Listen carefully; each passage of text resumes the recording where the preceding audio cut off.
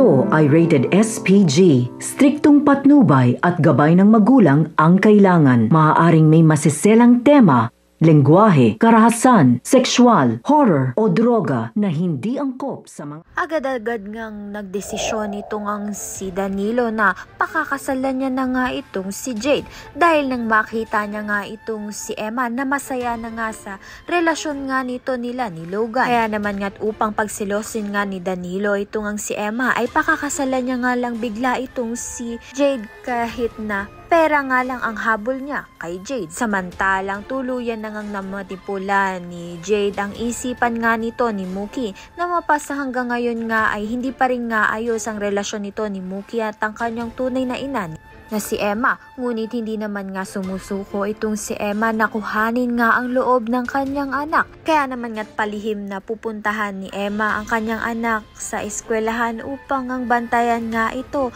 at mas makilala pa nga niya itong si Mookie. Subalit makikita nga siya nito ni Danilo at ni Jade na nagmamasid nga kay Mookie. Kaya naman nga't sinaktan ni Danilo itong ang si Emma. Mabuti na nga lang ay to the rescue nga itong si Logan upang ipagtanggol nga ang kanyang mahal na si Emma.